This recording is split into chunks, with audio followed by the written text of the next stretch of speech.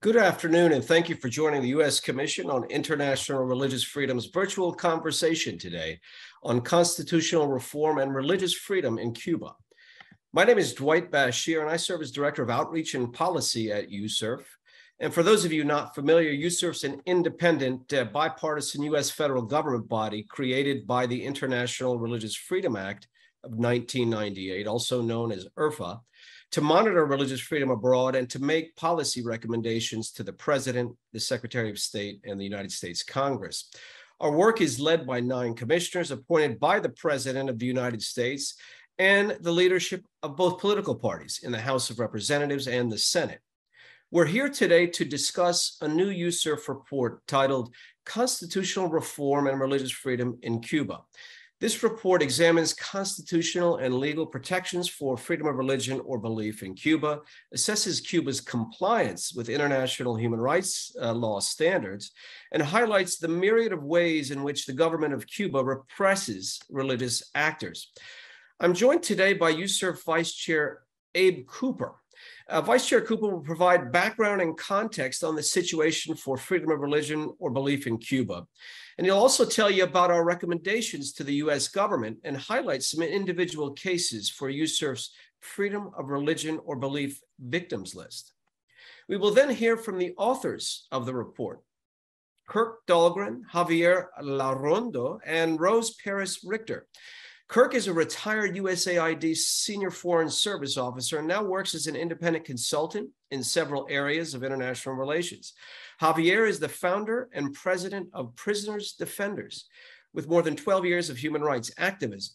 And until a few days ago, Rose served as the chief of staff for the External Affairs Office of the UN Special Rapporteur on freedom of religion or belief, and also provides technical assistance to civil society organizations and government actors working to advance human rights reforms. After the presentations, I will moderate a brief conversation among the speakers with some opening questions. Then there'll be time for some questions from the audience as well. To ask a question, please use the Zoom webinar's Q&A function that you can see at the bottom center of your screen to submit your question in writing, which you can do at any time during the event, starting right now. And without further ado, it's my pleasure to turn the floor over to Vice Chair Cooper. Thank you, Dwight. And I would like to join in welcoming everyone to today's event. I also feel it's a special honor for me to participate in this event about Cuba, having had the opportunity to visit once and have a deep affinity for the people of Cuba. Before we have our panelists present the findings of the report, I want to tell you about USCIRF's concerns regarding religious freedom in Cuba. Cuba has been included in our annual report every year since 2004. In our 2022 annual report, we document Cuban authorities' ongoing and systematic violations of religious freedom in 2021. And we recommended that the State Department again place Cuba on its special watch list for engaging in severe violations of religious freedom. During 2021, the Cuban government continued to use surveillance, harassment, and ad hoc interpretations of legislation to suppress religious freedom and persecute religious freedom advocates. On July 11th, 2021, Cubans all over the country held unprecedented large-scale protests, initially in response to the deepening economic and COVID crises, and eventually encompassing criticisms of the Cuban government's rule and crackdown on human rights.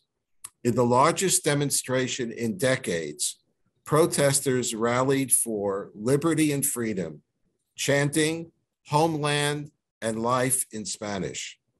The Cuban authorities responded by detaining, often violently, an estimated 700 demonstrators and activists. Those detained included several religious leaders and members of religious communities. We are going to highlight some cases of religious individuals detained during these protests and later imprisoned. 4 months later, activists attempted to organize another countrywide protest for November 15th. Authorities preemptively targeted suspected protesters, including religious leaders and religious freedom advocates. Police summoned and interrogated some religious leaders about their connection to the planned protest or warned them not to participate in the protest under threat of arrest. Others were placed under house arrest in the weeks leading up to the protest. As a result of the government's repression of religious and lay community leaders, the protest did not take place as planned. Additionally, the Office of Religious Affairs, or ORA, continued its repressive enforcement of religious restrictions. The law of associations requires religious organizations to apply to the Ministry of Justice, where the ORA is housed, for registration. Despite existing criteria, registration decisions are often arbitrary and discriminatory. Unregistered religious groups are particularly vulnerable, as membership or association with an unregistered religious group is a crime in Cuba. The ORA also exercises direct and arbitrary control over the affairs of registered religious organizations, requiring permission for virtually any activity other than regular worship services. So far in 2022, the government has sentenced several religious community members to prison for protesting, continuing its targeting of the ladies in white and their leader, Berta Soler, and threatening the organizers of a prayer service on behalf of political prisoners, among other incidents. Pastor Elaine Toledano, a prominent Cuban religious leader of an unregistered Protestant Christian denomination, has experienced acute harassment from the Cuban government for 15 years. Most recently, Toledano planned to travel to the United States to participate in meetings on the margins of the Summit of the Americas in June. It was convened here in Los Angeles. However, the Cuban authorities prevented Pastor Toledano from traveling and informed his lead lawyer that his travel restrictions would only be lifted if he promised to leave Cuba indefinitely, giving him 30 days to leave the island with his family or risk the consequences of remaining in Cuba. Thankfully, the Office of the Ambassador of Large for International Religious Freedom, working with the Visa Office of the Department of State's Bureau of Consular Affairs, have provided an emergency parole to Pastor Toledano, his wife, and his 2 daughters, allowing them to enter the U.S. However, Pastor Toledano and his family should have never been forced to abandon their country, their parish, or their parishioners. As part of USCIRF's reporting on Cuba, we made several recommendations to the President, the State Department, and Congress on actions that should be taken to strengthen religious freedom conditions in Cuba. First, we asked the State Department that the State Department maintain Cuba on its special watch list for engaging in severe violations of religious freedom, just as it did last November.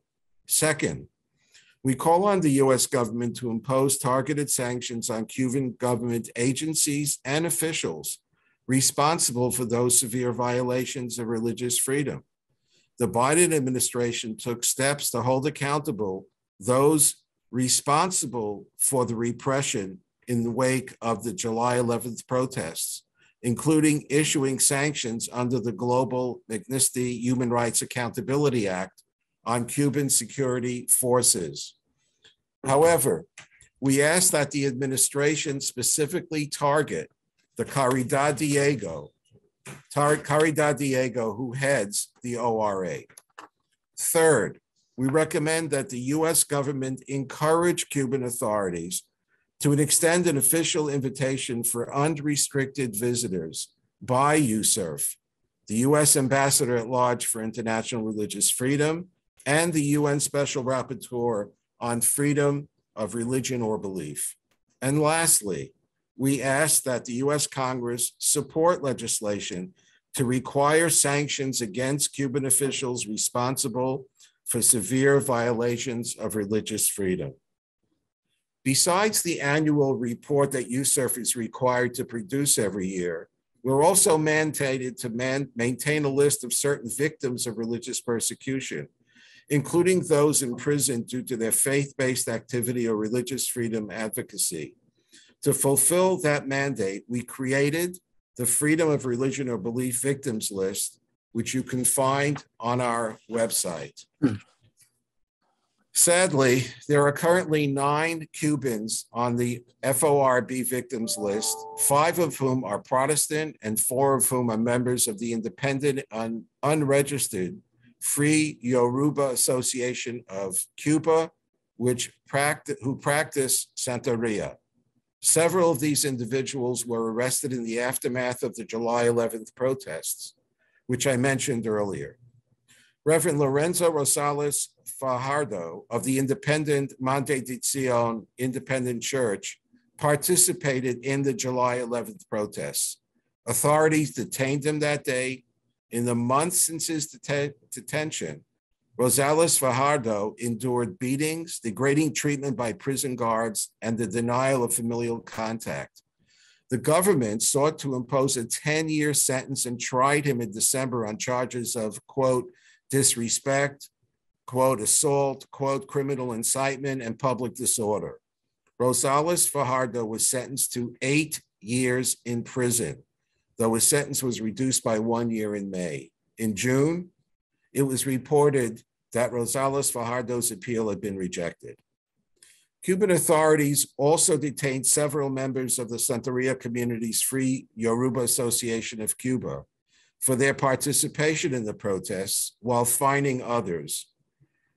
Donaido Perez Pasiero, president of the Free Yorubas, and Loreto Hernandez Garcia, the community's vice president, were detained and charged with public disorder, disobedience, and spreading the epidemic and incitement.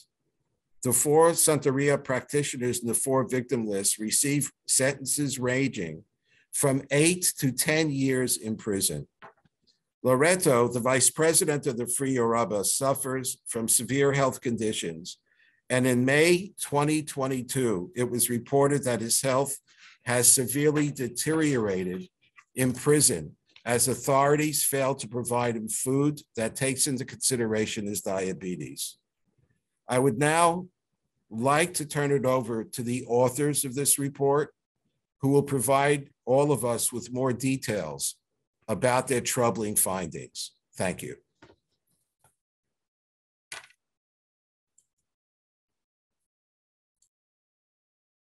So we'll turn it over to you, Kirk. I think you're still muted, Kirk, Rose, and Javier, and I know you have a PowerPoint presentation as well.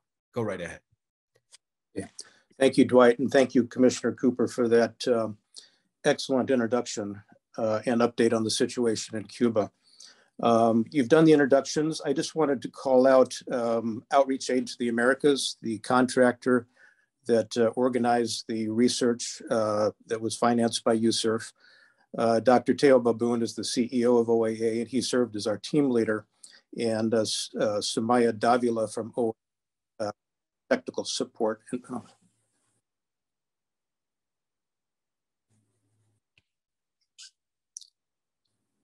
Can you hear me now?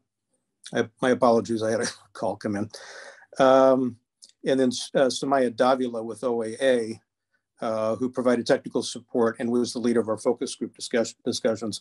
I wanted to mention also that both Teo and Sumaya spent the last week facilitating on the Miami end the arrival of Pastor Alain Toledano and his family, as Commissioner Cooper spoke about, and we're very much active in working with the consular section in Havana on getting them out of Cuba.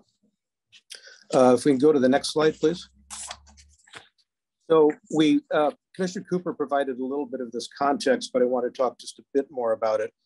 It's important to understand sort of the political and economic situation that was going on in Cuba during the period of our research, because it does affect people's attitudes.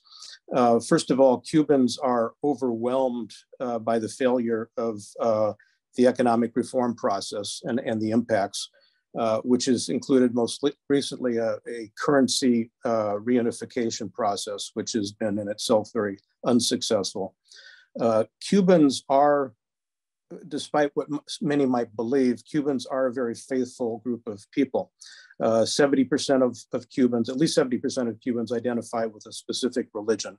And that comes as a surprise to many people who understand the origins of the revolution and the tendency to promote atheism in the early years of the Castro regime. The problems with the reform process and currency reunification were exacerbated by COVID-19. The pandemic hit Cuba very hard in 2021, and it resulted in a collapsed tourism and other export sectors. The impacts have been pervasive household security, poverty, food insecurity, and collapse of the health system. The government of Cuba has used COVID as a pretext to further limit human rights, and that's something we'll be talking about in a moment. Probably 100,000 Cubans have arrived in the United States over the last year, most of them through irregular migration. And there's an estimate that they probably brought about $1 billion US dollars with them to facilitate their travels through Mexico and other places, and to have money when they arrive. This has caused a tremendous further drain on the foreign exchange earnings of Cuba. Okay, next slide, please. As Commissioner Cooper mentioned, July 11th, 2021 is going to go down in history as a pivotal day. Frustrated Cubans took to the streets in more than 30 cities to peacefully call for freedom. The government responded, as Commissioner Cooper mentioned, by arresting at least 1,800 individuals, many of them faith leaders and followers, and more than 800 have been imprisoned, some for as many as 30 years. Okay, next slide, please. So the report requirement from USCIRF was to help improve the understanding of Cuba's constitutional legal protections for freedom of religion or belief, FoRB, and that's the acronym we'll be using in the presentation, both in law and practice. So our methodology was to, number one, take a look at the 2019 Constitution, the changes that had made from the 1976 Constitution, and then changes that had been effected in the legal framework since 2019. To do that, prisoner defenders used a FoRB lens to review 2,438 laws, decrees, and other legal norms that had been adopted in that period. Prisoner defenders, supported by Rose, our international FoRB standards expert, also assessed Cuba's FoRB performance under 36 human rights indicators to determine constitutional legal compliance with international standards. And Rose in a moment will be talking about that, those indicators. OAA and prisoner defenders carried out focus group discussions and interviews with Catholic, evangelical, Protestant, and minority faith leaders. Those discussions and the interviews informed the development of an e-survey that had 120 questions, and we received 56 responses from diverse on-island faith leaders. So with that backdrop, let me turn this over to Rose Parris Richter. Thank you, Kirk, and it's an honor to be here this afternoon. Now, in October 2020, the now former UN Special Rapporteur on Freedom of Religion or Belief, Ahmed Shahid, proposed a framework with human rights indicators that are aimed at enhancing the efforts of both governments and civil society in measuring the level of enjoyment for the right to freedom of thought, conscience, and religion or belief by all rights holders. The indicators are premised upon states' international human rights obligations as stipulated by Articles 18 of the Universal Declaration on Human Rights and the International Covenant on Civil and Political Rights, as well as rights and standards recognized in the UN's Declaration on the Elimination of All Forms of Intolerance and Discrimination based on religion or belief, among other elements of the International Human Rights Framework.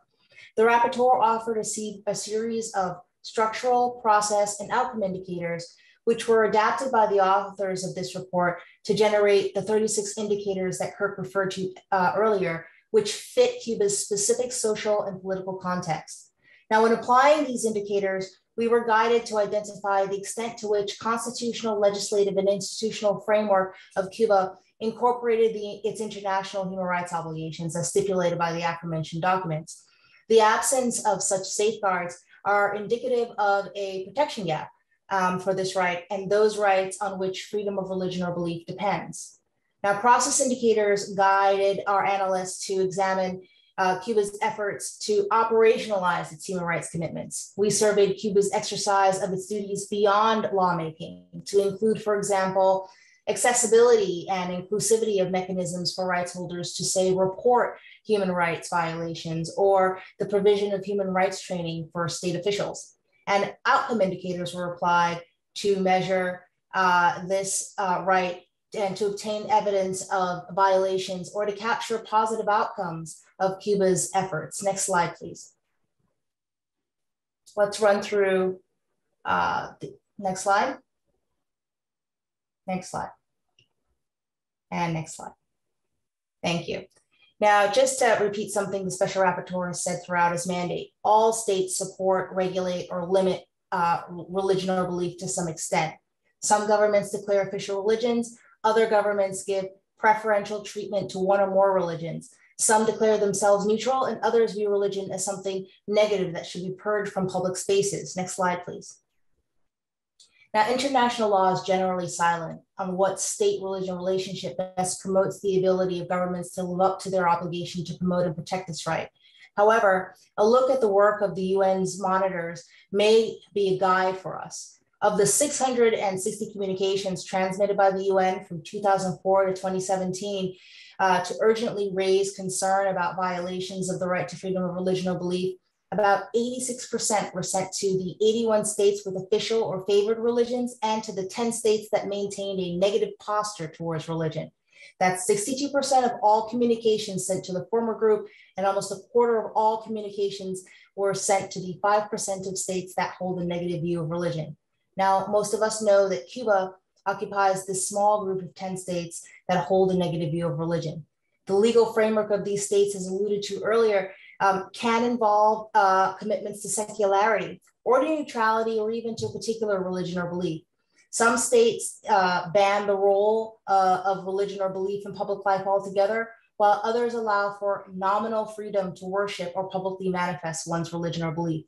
But the hallmark of all of these 10 states is their propensity for imposing very tight restrictions on the legal status, funding, autonomy, and political activities of religious actors and institutions for the purposes of limiting their role in public and, at times, in private life. Of course, given the interrelated and interdependent nature of human rights, violations of the right to freedom of religion or belief invariably involve violations of a range of other rights on which this right depends, including the right to freedoms of expression, association, and assembly. The general culture of control in countries like Cuba does not provide space where a discursive challenge to established authority can flourish. Restrictions imposed on the manifestation can either exceed the test of proportionality, or they cite grounds not provided for by international law, such as national unity, religious harmony, or the right to prevent the sowing of division among people and religions. Increasingly, as alluded to earlier, security-related arguments are deployed to suppress religion or belief. New religious groups are declared dangerous to national security, even though the International Covenant on Civil and Political Rights does not include national security as a legitimate grounds for restricting manifestation of the right to of a religion or belief. Now, as my colleague Kirk surmised earlier, and my colleague Javier will now convey with more specificity, the government of Cuba regularly applies these tactics to justify its violations of the right to freedom of religion or belief for a preponderance of Cuba's population. I will now turn the rest of the discussion over to Javier. Well, thank you very much, Rose. It's an honor to be here. It was an honor to work for this report. And yeah, I have a couple of findings here to transmit to the audience. The first thing we did was studying the Constitution.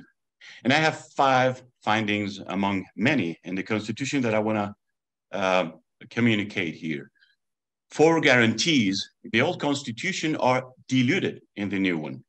The new constitution has almost the same wording than the old one, but the law on beliefs has long been demanded by independent religious leaders for its potential ability to protect religion from arbitrary and unlimited action of the Communist Party. That possibility has disappeared in the new text. The concept of constitutionality does not exist in Cuba at all. There is no entity or court of constitutional guarantees, nor does the Constitution indicate that the laws must be adapted to it. That's why numerous laws that have been enacted after the Constitution severely limit the rights without undergoing any scrutiny of constitutionality, despite being flagrantly contradictory to the Constitution. 3 point, Cuba's Constitution is not even defined as a supreme law. The Constitution self-declares many times subordinated to any other law, and even to the authorities. All the rights that are granted by the Constitution have either at the end the phrase, in accordance with the law, in compliance with the precepts established by the law, or even except by express order of the competent authority. This occurs with the rights of freedom of movement, thought, conscience, expression, assembly, demonstration, association, freedom of religion, and the right to inviolability of the home and correspondence.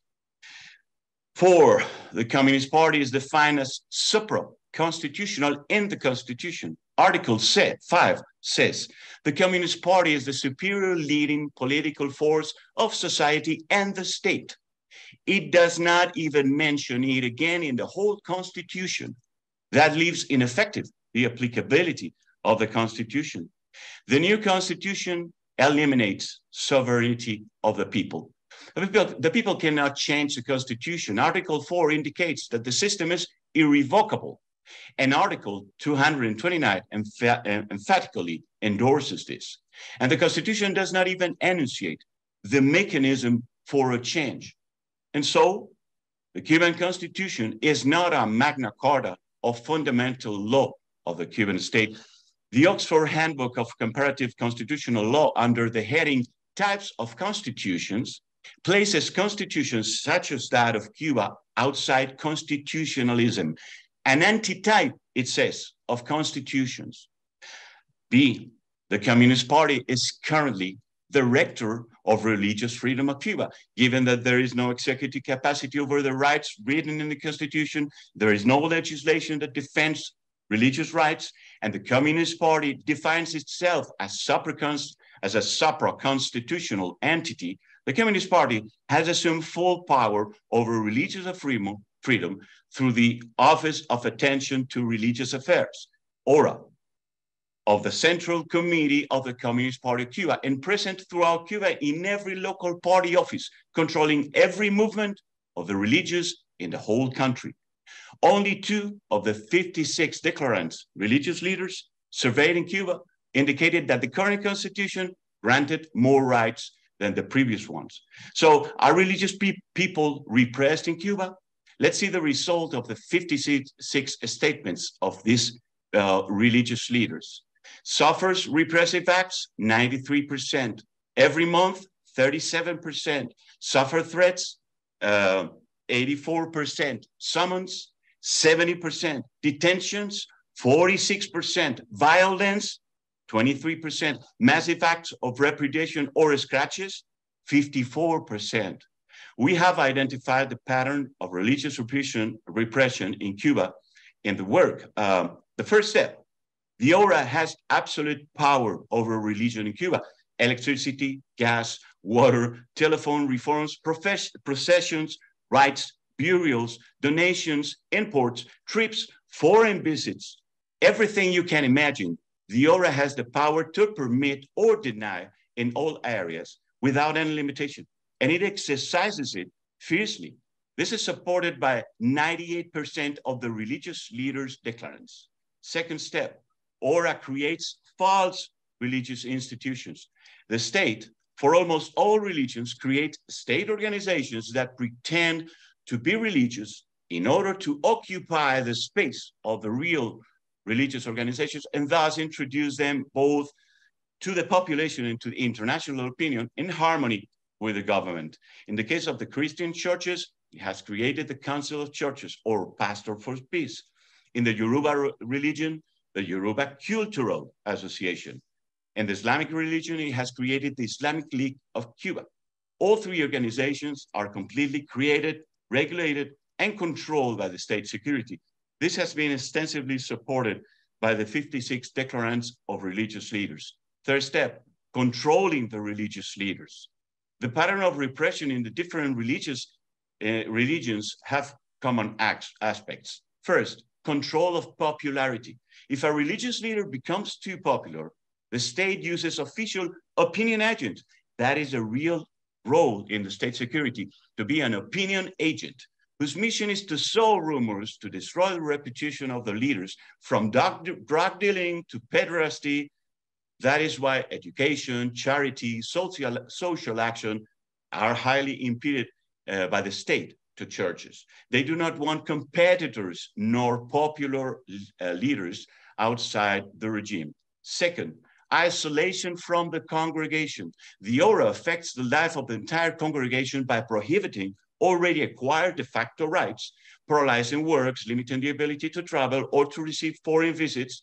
This makes the bishop or president confront the priest or the pastor.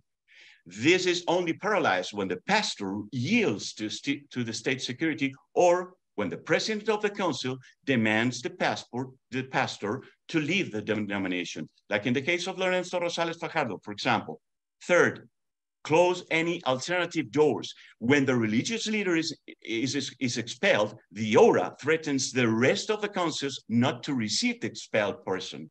Four, isolation of their parishioners by opinion agents and state security agents who sow fear among them approaching the priest. Five, repression. Once the religious is isolated from the congregation and the population, they can repress the pastor with more force, arrest, threats, repression against children and relatives. The outcome, imprisonment or forced expatriation, is inevitable for those who do not surrender. The repression of Islam has similarities, but it is actually even worse. The government has created a registered institution with agents of the state security in a maneuver in which they appropriated the work of Imam Hassan Abdul Ghaffur, Ernesto Silveira Cabrera, when he was highly respected by Muslims outside Cuba. Cuba needed to teach Muslim states to make more businesses with them. After years of Hassan requesting the registration of the Islamic League, only receiving repression, the government registered on its own the Islamic League, and Imam Hassan refused to participate in it. But for 5 years, they were communicating to the Arab world that Hassan created the Islamic League and that he was its vice president, while it was false. The countries of the Islamic world do not know what is happening with Islam in Cuba, and that the repression of Muslims is enormous. The Islamic League is used to make these countries to believe that Islam is respected in Cuba, which has allowed Cuba to increasingly do business with these countries. They cannot build temples. They do not give them permission to meet. They harass Muslims praying. The independent religion Muslims leaders are denied the job market, isolated and surveyed. None are given the opportunity for wearing the veil or any symbol or attire in schools and universities. In state jobs, women are even fired for wearing the veil. They are not granted legal personality. The Independent Islamic Association is illegal and persecuted. They do not allow Muslim scholars from other parts of the world to visit Cuba in order to prevent strong imams of the Islamic world from knowing their reality. The itinerary of imams who enter the country is marked by the state security. Cuba reports a residual number of Muslims changing the real numbers, and Muslim projects do not receive outside funds. The ORA prohibits them from having a magazine, not even an internal one. Independent Muslims have tried to create an internet magazine called The Voice of Islam, and they persecute the editors. They go to their homes, threaten them with fines and criminal prosecution. Another thing we studied is the law of associations. It does not allow the registration of religious organizations, as indicated in its Article 2, and transitory, and it's more than 20 years that the law was enacted. Transitory provision 15, not a single religious group not linked or related to the state has been ever registered since 1959. However, there are many very important groups, such as the Jehovah's Witnesses or the Berean Baptist Church, among others, were banned in 1976. Because Article 79 in the Law of Associations allow for the arbitrary illegalization of any association by the Minister of Justice. As a result, constitutional FoRB guarantees are not protected by laws. Additionally to all I said, we studied every 36 indicators, and Cuba fails to meet. We all the team agreed, and very well agreed, and very well documented, that Cuba fails to meet international FoRB standards. The analysis of Cuba's constitution and laws under the 36 indicators based on these four related rights reflected in the IHRL standards found that Cuba fails to meet 34 of the 36 and only partially meet 2 indicators. That is basically, that are basically the findings of the study, which are pretty interesting, and I encourage you to read it. Thank you very much. Thank you very much, Javier and Rose and Kirk. Why don't I just start with throwing a question out, but before I do that, let me remind the audience to ask a question by using the Q&A function at the bottom center of your screen.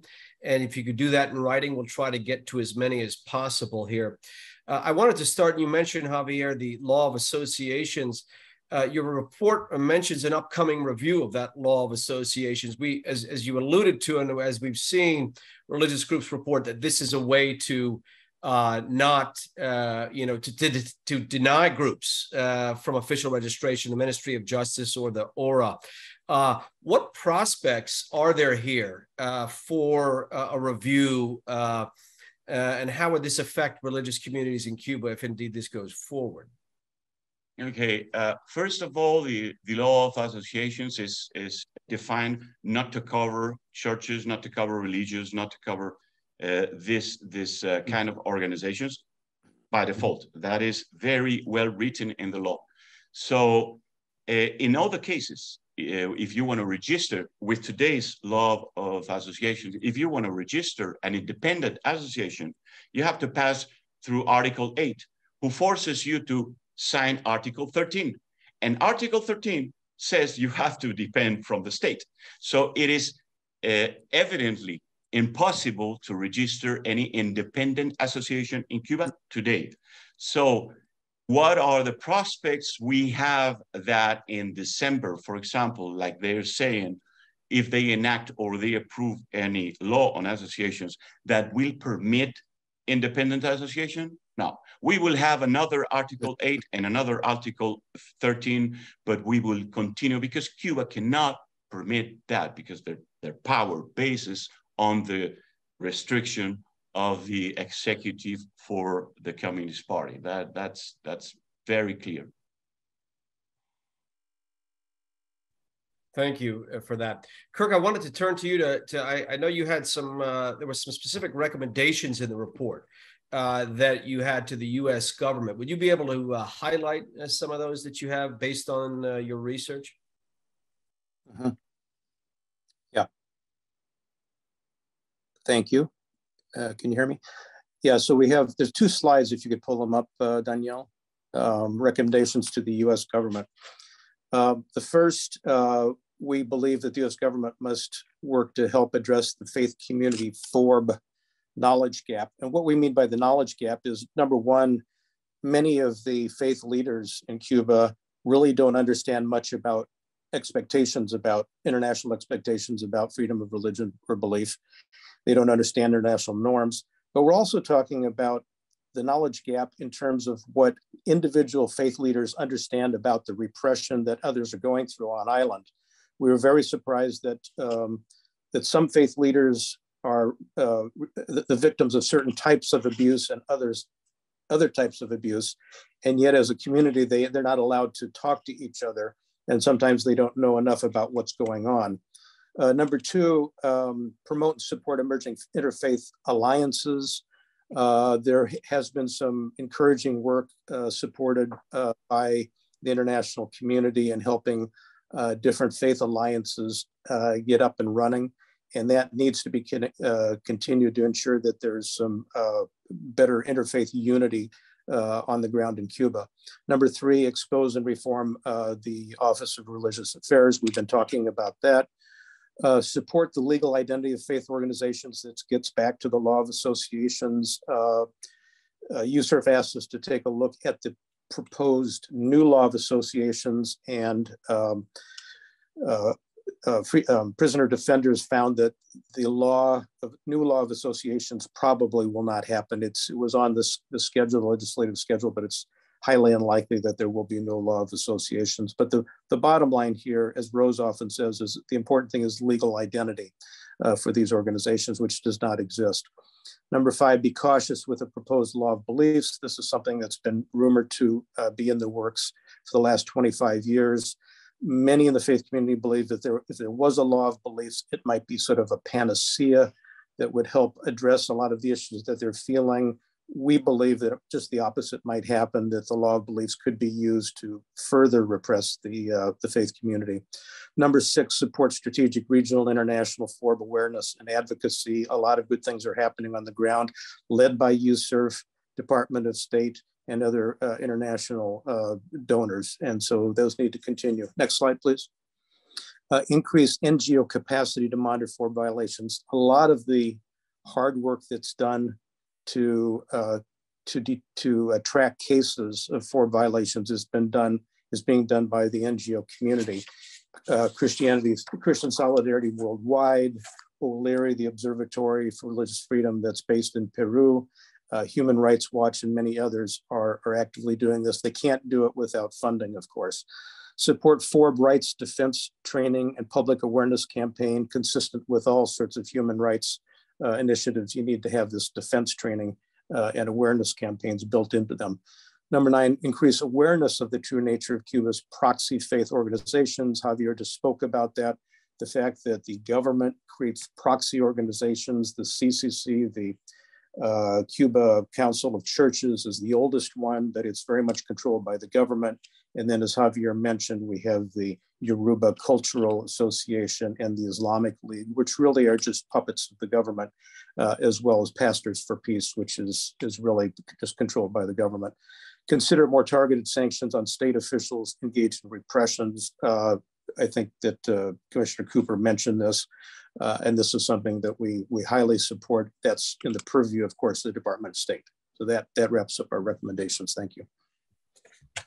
Thank you very much. Definitely some food for thought there, and appreciative of your developing those as a basis of your research. Final call for those who'd like to ask questions using that Q&A function. Thanks to those that already have. I'm going to turn to an audience question right now that's come in.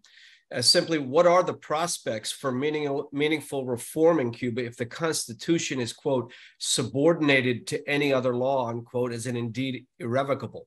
So this, I think, is a good question. What is the prospect for any kind of reform in the current state? Well, good, Javier. Can I go? Okay. Well, there is no real prospect. The Cuban state is a rock. It is one rock, made of one rock, and of the same material. And is the Communist Party, but basically the Communist Party is the Castro family. They control everything. They control religion. They control all the powers of the state. The Constitution, of course, gives some, enacts some rights, but then it's subordinated to law because they want to control what are the rights that are given or not. So with that kind of behavior, in 63 years, we don't believe there is hope. The only hope is to press them by the people press them by democratic states to make a change. The criminal does not change by himself. That is clear. Could I just add on to that? Yeah, please do. So, I've been working these freedom of religion issues in Cuba now for the last 7 years or so. And I've sort of wondered when I read about what's gone on, what is in the government's interest, given all of the challenges that they have, and believe me, they must be overwhelmed by what's going on, to also want to persecute the faith community. We think of people who are faithful as being good citizens. But I think what it comes down to is first of all, they feel threatened by faith leaders who all surveys show are much more respected than government officials. Number two, they recognize that in a country where independent civil society is not allowed, the faith organizations, the churches, are really the last vestige of an independent civil society. Not that they're truly independent, but and so that threatens them as well. And so I think that's probably the explanation, is that they are just highly threatened by the independence of the faith community and the leadership and vision of the faith leaders who are there. Thank you very much. There's another question, a couple that have come together here. Are there any religious communities? I know you in the presentation and in the report, there's mention of specific communities, but are there any religious communities that are more vulnerable or targeted more frequently by authorities than others? And along those lines, there was a question related, are there humanists or those who have no religion or belief who are also targeted by any chance, who may be dissidents? But could you give a sense of which religious minority communities are more vulnerable or targeted than others? Do you want me to go ahead, Kirk? Okay. Well, first of all, we have to understand the differences of the different 3-4 churches or religions we've talked about. The Catholic Church has a hierarchy, very straight. So when they press the bishop against the priest, at the end, the priest has to lower his head, because the hierarchy of the church is very well installed. It doesn't happen with the Protestant, other Christians churches, who are more independent, and that brings to a separation of the priest or the pastor and the president of the congregation, and that leaves the pastor unprotected, and then the security of the state then goes fiercely to those people. But if we talk about the Muslims are very isolated. They are not protected from the outside. They are not connected. They are not so many, so they cannot make any force. So they are very, very vulnerable. The other ones who are very vulnerable were especially the Jehovah's Witnesses. But the Jehovah's Witnesses cannot talk about politics, and the regime, after a long time repressing them very hard, harder than others, then they understood that if they cannot talk about politics, they cannot be a real threat. So now they are being kind of permitted. They are illegal and they are repressed, but they are kind of, well, not as repressed as the Catholic or the other religions. But vulnerable ones, I mean, every single priest or pastor or Yoruba Ifa or imam are very vulnerable if they are separated from the community and somehow they don't have exterior support. Yeah, very much. Can I just add, Dwight, that the FoRB violations are often an indication that a range of other civil and political rights are being violated, including the right to freedom of expression, as I said earlier, to association assembly, the right to privacy, the right to non-discrimination. And so, and these violations are often directed not just at religious communities, but also at the non-religious alike, including humanist organizations, and anyone that seeks to, as Javier alluded to earlier, to influence others within the state's jurisdiction. Thank you. Go ahead, Kirk, did you have something? Go right ahead. Yeah, just add something onto that. One of the things that we found in the report, and a lot of it was through the interviews with faith leaders, was the fact that repression is very much tailored depending on the church that we're talking about or faith group that we're talking about. If we're talking about the Catholics, well, the Cuban government accepts the fact that the institutionalization of the Catholic Church in the country, the type of repression that they use is very much directed at sort of blackmail, going after the bishops and telling the bishops, you keep your priest in line. And if you don't, we will use certain things against you directly. We know that the evangelical churches, of course, many of them are unregistered. And so they're victimized by the fact that they're not legalized. And so the types of tactics used against them, are coming up with fake charges and other sorts of really harsh repression mechanism. I think that the Santeria faiths, the Yoruba and the Palo Monte sects, many of them are Afro-Caribbean followers, Afro-Cuban followers. And so that represents sort of a different dynamic in that there's traditionally, historically been this problem, this racial problem in Cuba. And so that sort of blends in as well to the types of repression. The government does not want to accept those as religious sects. They believe that they're cultural sects. And so if you want to read more about this, I'd refer you to USCIRF's report from late last year on Santeria in Cuba. Excellent, excellent report. Yeah, thank you for that plug. We actually did a spotlight, a podcast on that as well to go into more detail.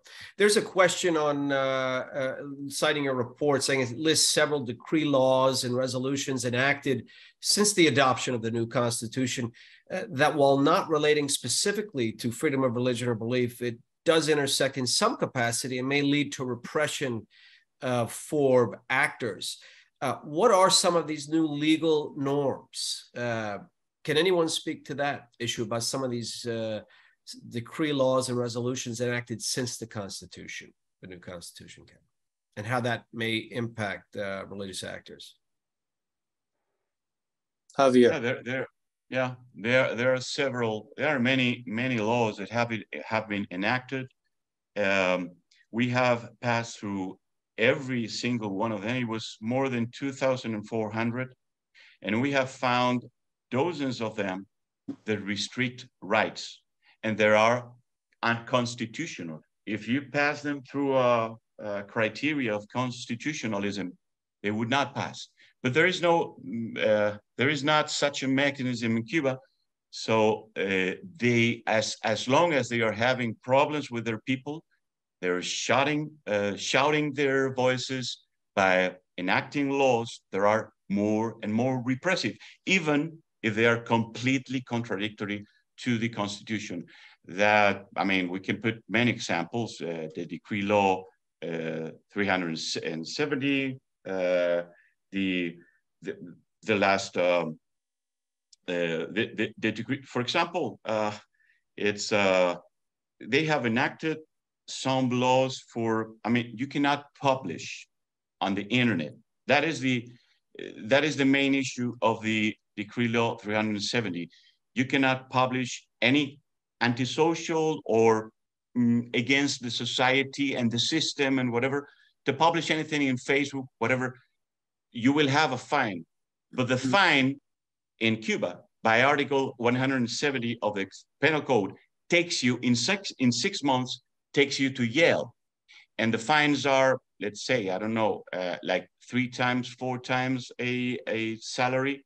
So sometimes many times people go to jail because of these fines. And that's how they are doing a progressive model of repression. And yeah, they are enacting lots of laws, and we have them. We have some enumerated in the report. Yeah. Great, thank you. There's another general question here. It's citing the report, responses to the e-survey by members of the various religious communities was unsurprisingly negative regarding the situation. in your estimation, this is along the lines, I know that you said with meaningful reforms, there's not huge prospects, but the question here is there a sense of hopefulness for the future of FoRB among survey takers? Are any of the groups looking at things with the glass half full? Is there anything positive to be looking at for the future here? I don't think we asked that question specifically. It would have been a good one, probably. I guess what we do sense is that there is a greater understanding of freedom of religion or belief among the faith leaders, and a little bit more of a tendency to want to exert themselves, like with the constitutional referendum process. There was a very large petition that was circulated by faith leaders 6 months before the Constitution was approved, 5 months before the Constitution was approved. And it raised issues related to religion and how it was being treated in the reform process. And I forget how many people signed that petition, but it was tens of thousands. I think it was over 100,000 people signed that petition. And, it's just another example of how I think faith leaders are feeling like sometimes they need to be a little bit more engaged from a civil society side. So. Great, thank you so much. And I think, with just the balance of our time, I want to throw one last question in here with regard to, we hear about, obviously, how repression takes on many forms and they use various tools, but obviously in a lot of countries, the security angle, is used as a way to repress. Are there specific incidents that you could cite of, using the age-old, communities, or is there a particular community that is considered more of a threat? Obviously, in a lot of authoritarian countries, when you have the ability to do things more freely, these governments get skittish and thinking, oh, more freedom means possibly loss of control. So you obviously mentioned the Catholic Church, but could you speak a little bit more to that? Because there are a few other countries like that it seems like with the predominant faith community also, is involved in protests and other movements. Is that what you're seeing here in terms of security, the similar things, or how would you characterize things, the way the government uses security as a way to crack down? Well, let me start. Maybe Javier wants to chime in, but with the Catholic Church, so they have a tiered system. Those who are at the upper tier are sort of the historical members of the Cuba Council of Churches. Those are the churches that are relatively better treated by the government. They're still repressed. They still have to live within a very small little space for operations. But they do get some privileges that other churches don't get. And there's a lot of Protestant churches that were there before the revolution who are members. I think there's something like 30 different members. And then we have those that are registered but are not members of the CCC, which includes the Catholic Church.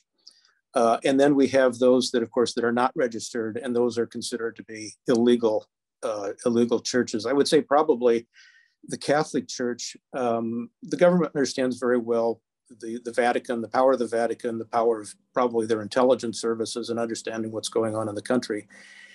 And the fact that the Catholics are just so well based and grounded in Cuba that they probably ultimately represent maybe their greatest threat. I think that the Catholic Church has learned how to work with the government, and so they do have a working relationship. Those at the lower tier, the unregistered ones, the threat that they represent is the government tends to snuff out that threat as soon as it emerges, and that's sort of what's happened. So Javier, maybe you can add on. I was thinking of the Catholic Church. In that case, we have seen that the bishops are basically older than the priests. And the problem is that the repression back in the 60s, 70s was so horrible. I mean, it was a nightmare, and such a nightmare that they remember that. And somehow they don't want to get back to that. They don't have any hope on changing things. So they are accustomed to walk in that rhythm. And But it is happening that the young priests do not understand that because they haven't seen that the fear is not in their blood, in their ADN, in their DNA. So I think in the Catholic Church, there'll be a change whenever this generation takes up to the step of bishops and archbishops. And that is a long time. But that is a situation that is clear. The young ones are thinking completely different as the old bishops. That is very clear because of the fear in their DNA. I just thought about it, Kirk, when you were speaking, to add that little. Well, thank you so much. Unfortunately, we've reached the end of our time for today, but I want to thank USCIRF Vice Chair Abe Cooper for leading this important and timely conversation on freedom of religion and belief in Cuba. And of course, the authors of the report, Kirk Dalhgren, Javier Larrondo, and Rose Parris Richter, for sharing their deep expertise and insights. Obviously, you can find that report on our website. I also want to thank Danielle Ashbahian, our supervisory public affairs officer at USCIRF, and Zach Uden, our researcher who covers Cuba for USCIRF for their work on this event.